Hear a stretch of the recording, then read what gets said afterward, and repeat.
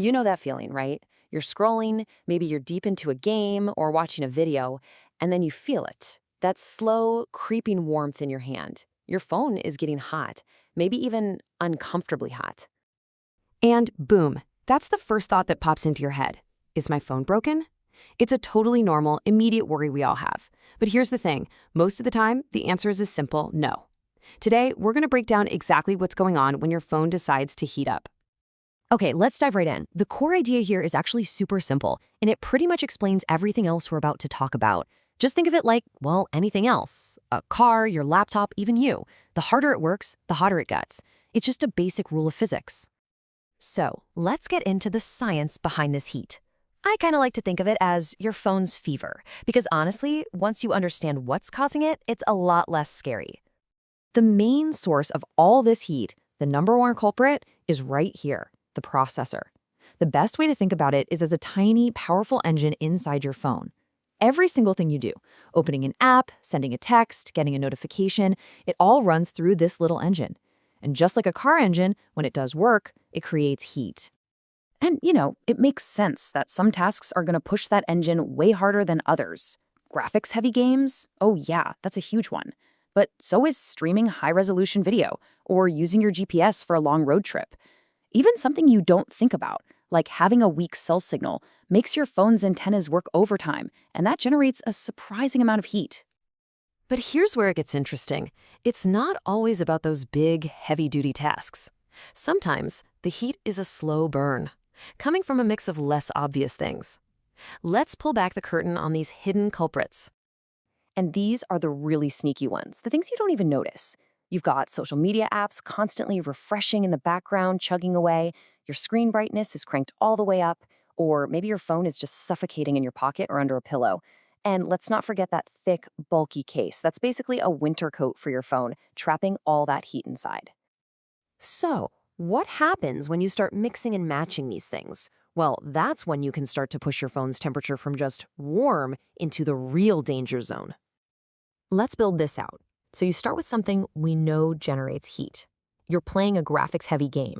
Your phone's processor is working hard, and it's getting warm. Totally normal. Okay, now let's add another layer to the mix. You're gaming, and you plug your phone into charge. Now you've got power flowing into the battery and power flowing out to the processor at the same time. That little conflict inside creates a whole lot of extra heat. And for the grand finale, the final piece of the puzzle, you're doing all of this while your phone is wrapped up in a thick case that doesn't let heat escape. This combo right here, it's a perfect recipe for overheating. You're creating the maximum amount of heat on the inside while making it impossible for that heat to get out. That's when you can start to see real problems. But, sometimes the problem isn't even coming from inside your phone at all. We have to separate the internal factors, like that processor load, from the external ones. I mean, leaving your phone on your dashboard in direct sunlight or in a hot car can cook it just as fast as any gaming session ever could. So what does your phone do when it gets way too hot? Well, it's actually pretty smart. It protects itself. It's a feature called thermal throttling. Your phone will literally, intentionally, slow itself down to cool off and prevent any permanent damage. So if your phone ever feels laggy or sluggish on a really hot day, don't panic. It's not broken. It's just being smart. All right, that's enough about the problems. Let's talk solutions. This is your cool down action plan, what you can do to keep your phone happy and chill. Here are 6 super simple, totally doable steps. First, close out those apps running in the background. Lower your screen brightness, easy. If you're doing something intense, like gaming, just pop the case off for a bit and let it breathe. And please, whatever you do not charge your phone under a pillow. The heat has nowhere to go. And yeah, keeping your software updated and just keeping it out of the sun can make a huge difference. And here's a fantastic bonus tip, a real game changer. Pretty much every phone has a battery saver or low power mode. Flicking that on is one of the absolute fastest ways to cool things down because it immediately cuts back on all those background processes that generate heat in the first place. Okay, so now for the big question. We've established that most of the time, a warm phone is a normal phone. But how do you know when it's a sign of a real problem? When should you actually start to worry? Here are the red flags to watch for. If your phone gets hot when you're not even using it, when it's just sitting there, that's a concern. That could point to a battery that's getting old and failing. Or in some rare cases, it could even be a sign that malware is running hidden tasks in the background.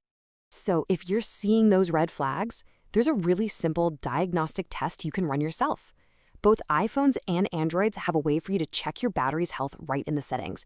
It's the most direct way to see if the battery itself is the real problem. And this right here, this is the magic number. If your battery health is showing its maximum capacity is below 80% of what it was when it was new, well, it's probably degraded. An old battery just has to work a lot harder to do its job, which means, you guessed it, it generates way more heat. That might be a sign it's time for a replacement. So, when you boil it all down, here's the key takeaway.